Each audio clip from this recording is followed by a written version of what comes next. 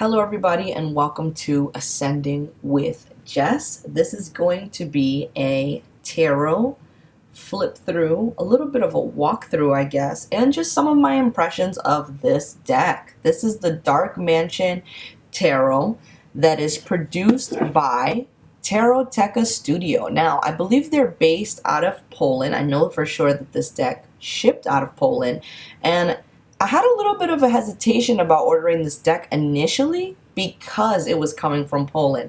And everybody online in the tarot community who have this deck were mentioning that it take about 3 weeks to get to them. And I was like, oh, I don't want to wait 3 weeks.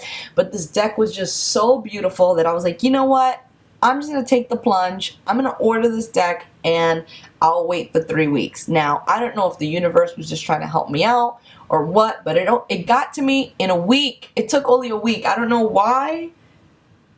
I have no idea why, but I ordered it at the end of July. I want to say like July 27th, and I think I got it on like August 3rd or something.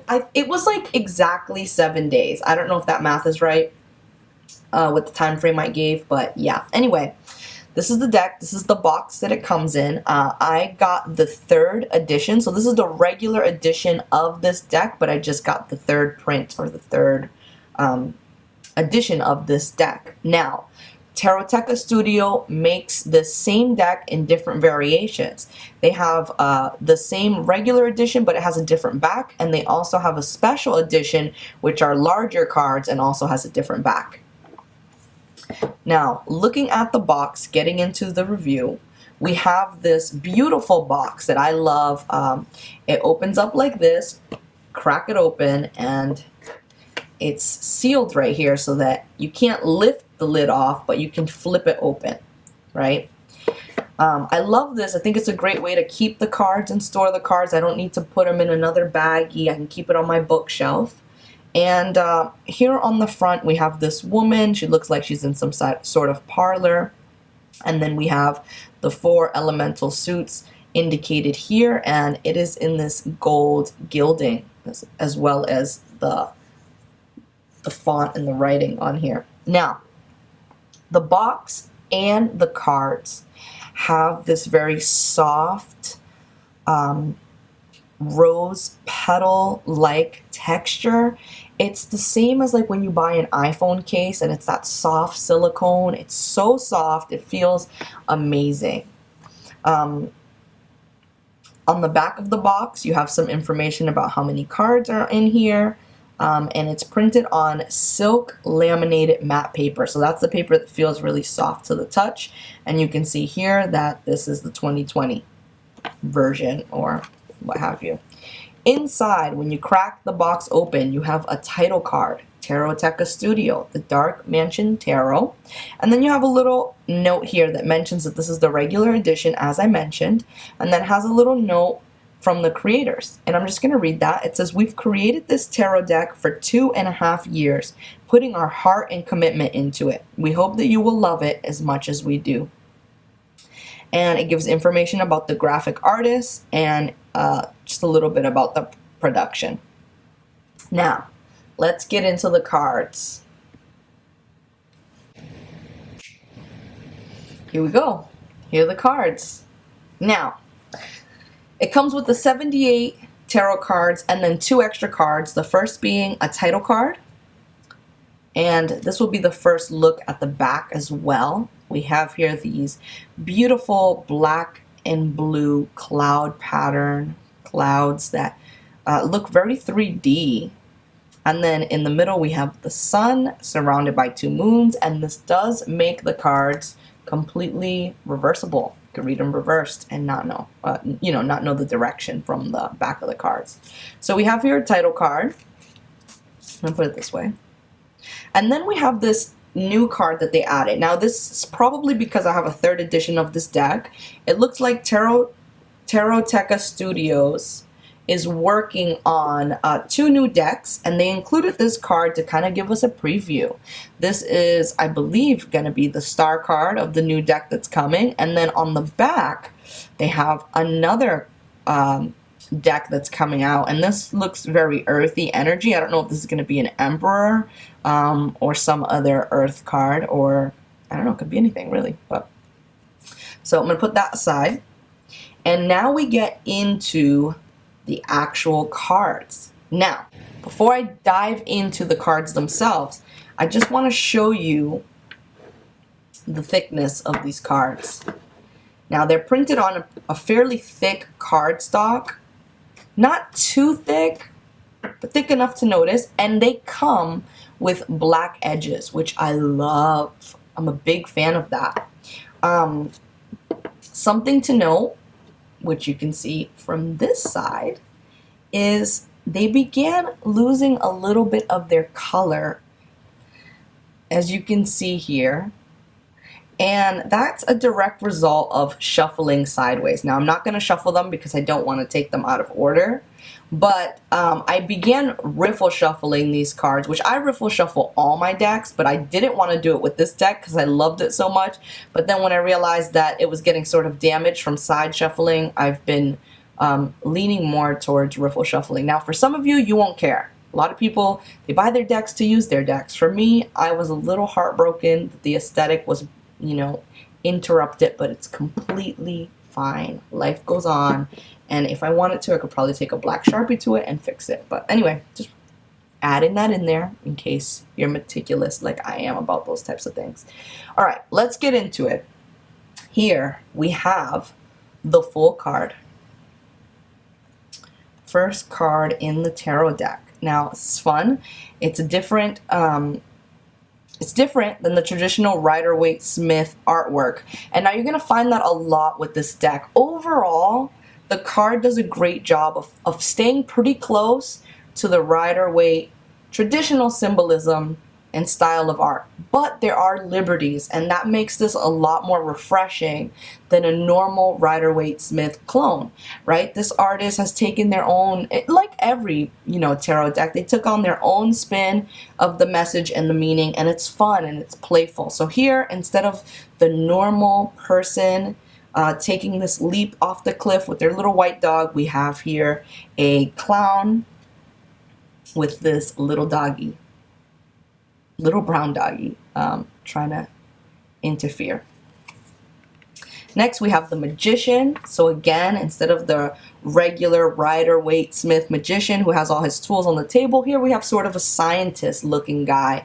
And all the elements are still there, right? We have a sword. We have a pentacle.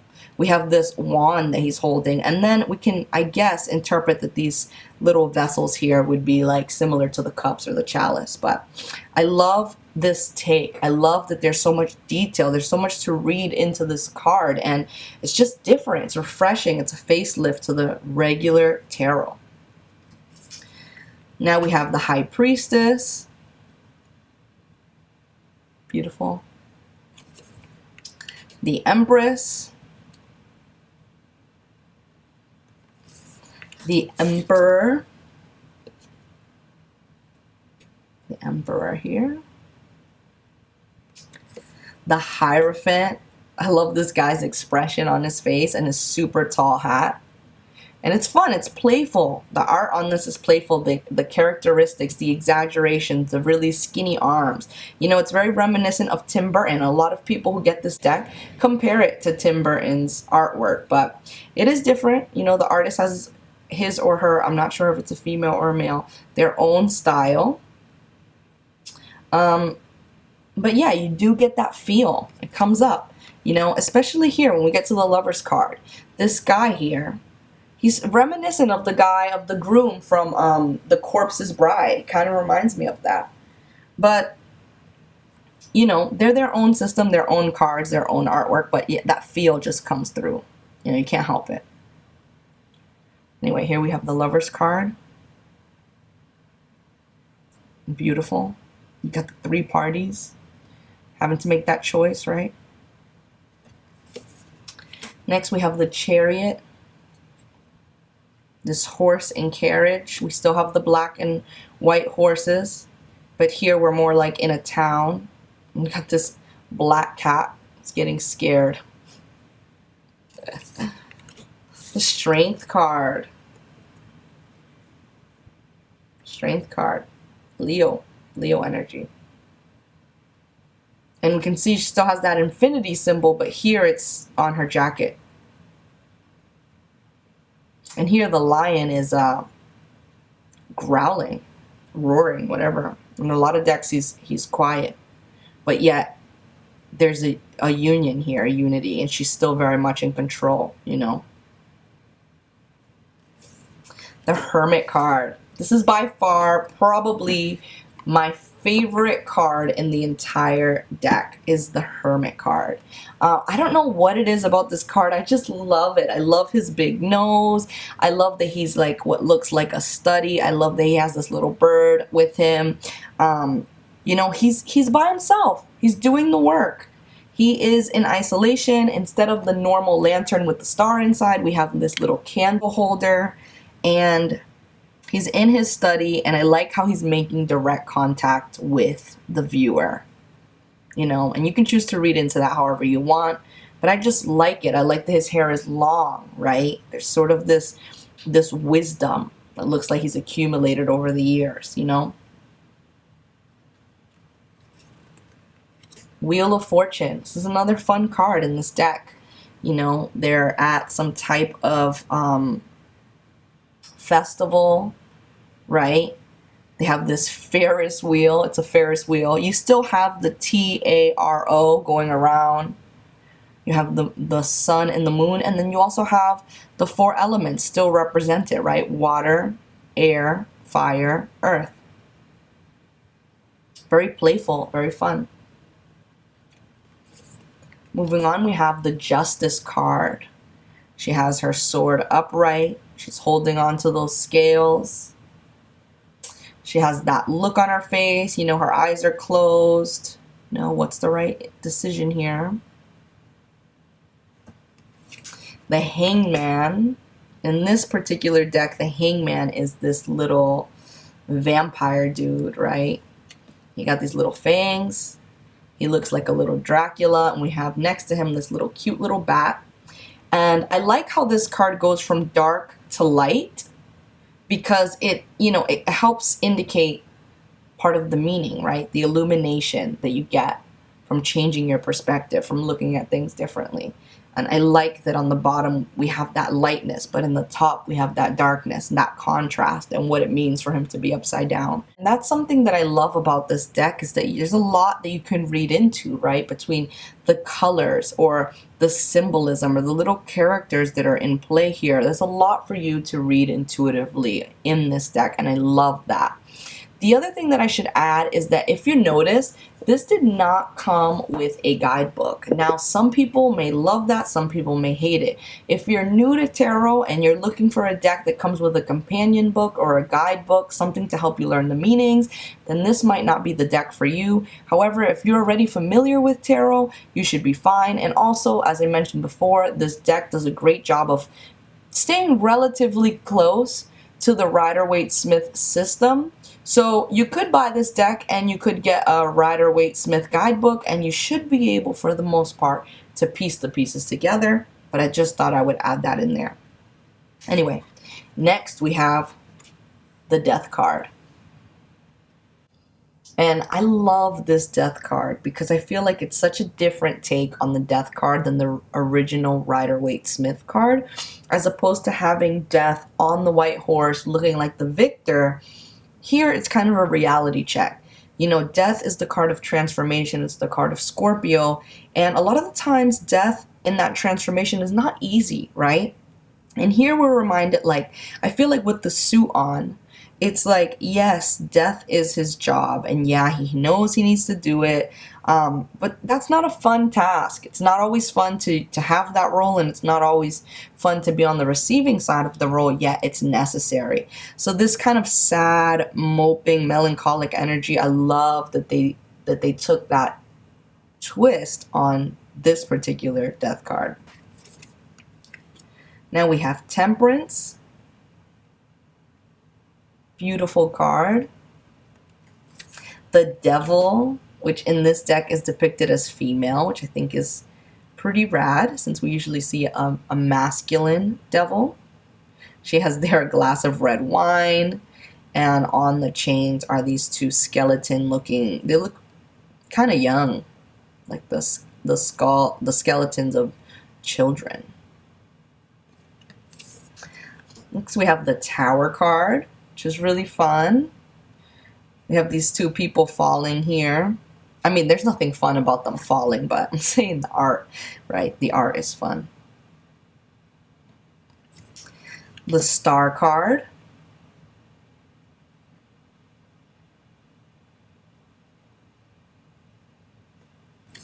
The Moon card, where the moon in this case is her entire head or face, right?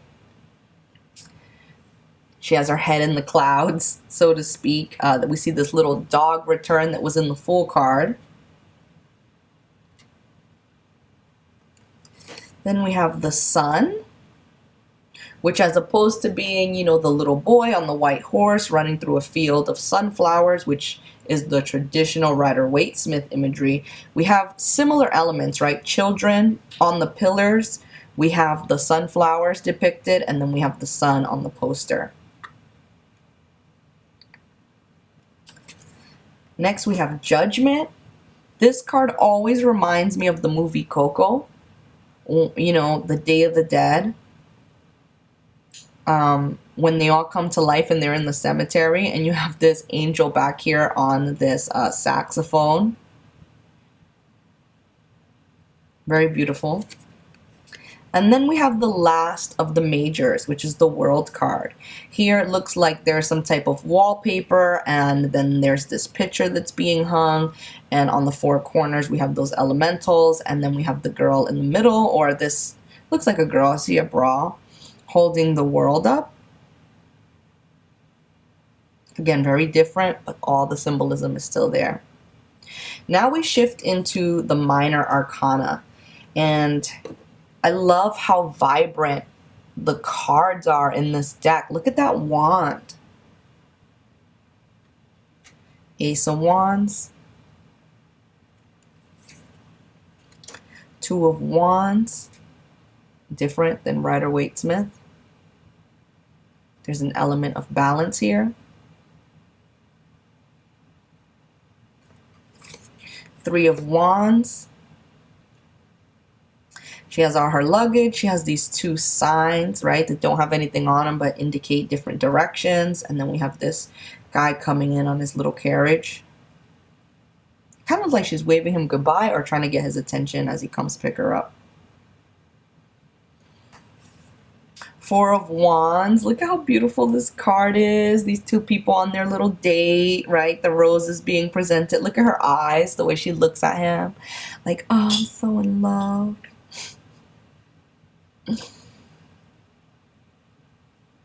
I love it. Five of Wands. These dudes over here in conflict. My wand is bigger than yours. Psych. Six of Wands. Oh, how fun. Every time I get this card when I do a reading, I get so excited. Like, I love the energy of the victory here, right? I love that it's represented with marriage, commitment. You know, again, different than the Rider-Waite-Smith interpretation a little bit with the imagery, but same meaning, right? But there's room to play with that message a bit. Seven of Wands. Eight of Wands. We have here like a postal girl with her little message bag, right? Message coming in with this Eight of Wands here. Very fun. Reminds me of Harry Potter. Nine of Wands. Ten of Wands. Look at that burden. I feel, when I look at this card, I feel the weight of this burden. Like, I don't know if it's the way they made his legs or just the angle that these wands are at, but I feel it feels heavy. Like, when I look at it, I'm like, oh, that feels heavy.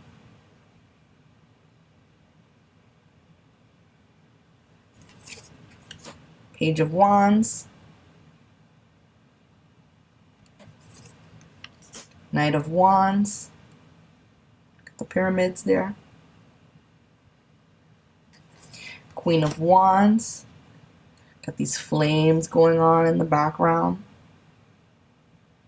She got kind of a seductive look in her eyes. King of Wands with his super chiseled chin. Strong red tones, you know, fire energy. Now we move into the cups. We have the Ace of Cups. I love this cup. I love this card, the Ace of Cups. I love the details, the gemstones, this little dragonfly. It just looks so rich, so beautiful. You know? Two of Cups, the little lovebirds here. We have two worms coming out of this apple. I like how on the back of the dress she has this knot, you know, this little tie, but it looks almost symbolic of like a red rose. But then on his lapel he has the white rose. It's like the red and the red, the white and the white, you know. I like all the like, sort of the mirroring that's happening here. Three of Cups, celebration. All that food looks scrumptious. Four of Cups.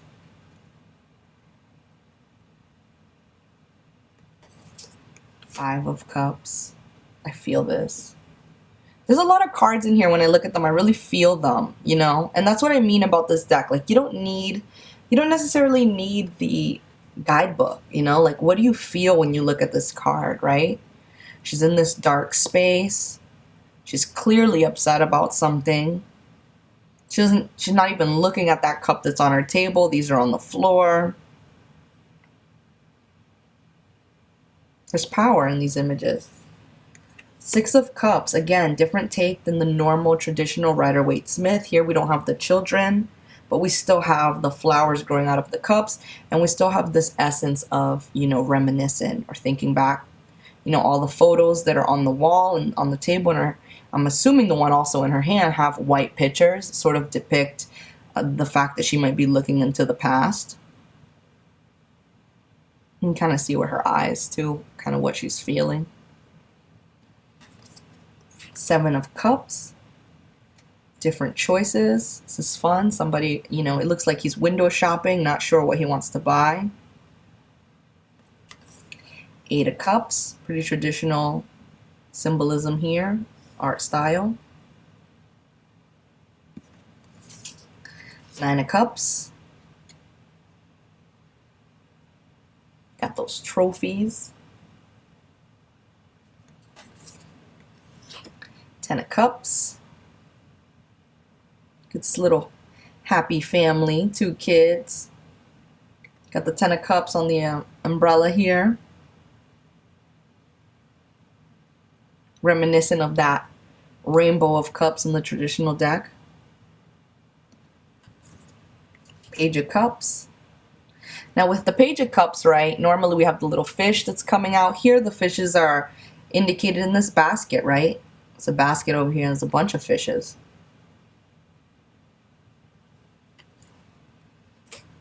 Knight of Cups. I like how they made his horse entering the water.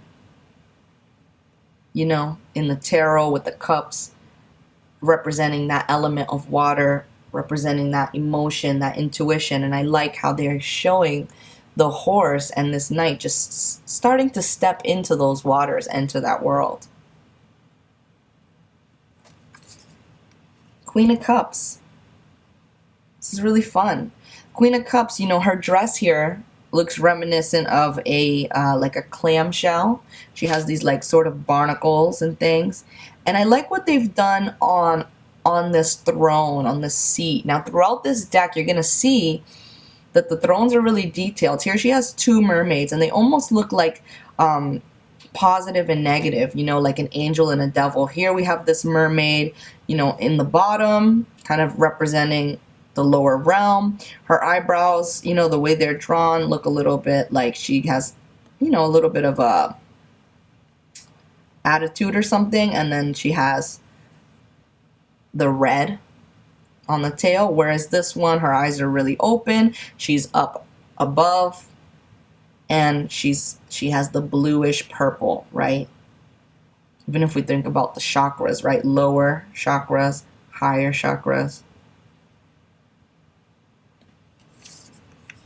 King of Cups.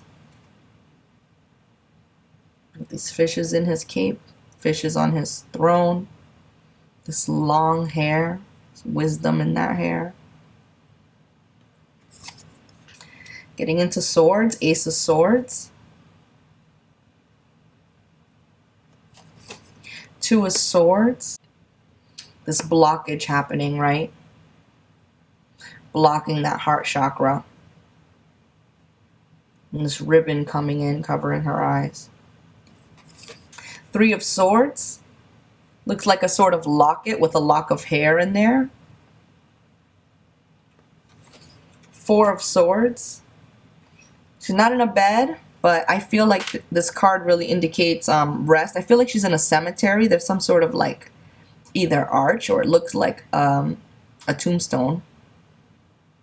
Like the ultimate rest, you know. Five of Swords.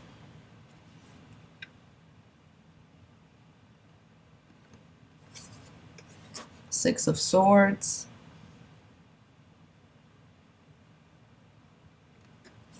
Seven of Swords. Sneaky thief. Eight of Swords. Again, we don't have, you know, that normal tie across the eyes, but her hair comes in this deck to block her vision, right? Nine of Swords. I love this card. You have this sort of monster, this nightmare feel, right? I think it's interesting that they made her hair like long and stringy. Makes me think about, you know, the connection, the soul ties that we have with certain individuals, certain experiences, and sort of how those ties can create anxiety, or I don't know, sometimes you need to cut those cords in order to clear out some of this energy. Ten of Swords. Skeleton has taken all that he can handle. Very sad. Page of Swords. Knight of Swords. He's ready, charged up. Queen of Swords with her little butterfly necklace pendant. Again, we have detail going on in this throne back here with, you know, the wings signifying the element of air, along with these little birds. King of Swords. Ace of Pentacles. Move on to Pentacles. I love how vibrant this card is. Again, I don't know if the camera's picking it up like it's true color, but it's so vibrant, like this blue-green color. We have here growth with budding flowers. Two of Pentacles. Three of Pentacles, planning, building, right? These guys look like engineers or something. Four of Pentacles. Very strong, like Mr. Scrooge energy here. Five of Pentacles. I love this stained glass window.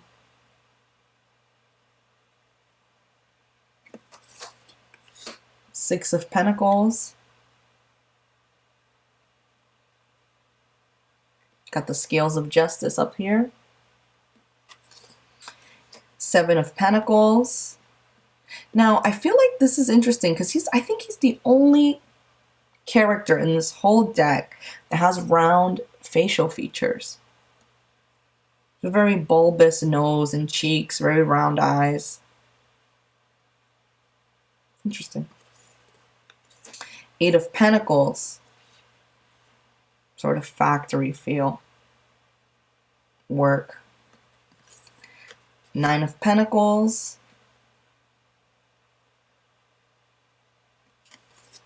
Ten of Pentacles. Ooh.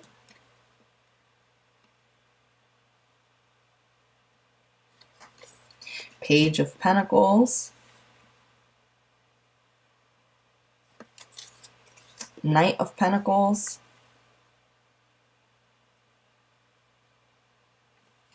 Queen of Pentacles. I love her dress. I love all this like embellishment. This little rabbit. And then we end with the King of Pentacles. Again, with great ornamental detail. And again, looking at these thrones, right? There's so much detail in the thrones. A lot of imagery that can be read into here. And I really love that about this deck. So that wraps up the minors and the majors and the entire Dark Mansion Tarot with this beautiful black edging. I hope you enjoyed that. I will link the deck below if you're interested in purchasing. And let me know what you think. Leave me a comment. Let me know if you've worked with this deck before, if you're interested in buying this deck, what you think, if you enjoyed the review. And hopefully I'll see you again for another episode of Ascending with Jess.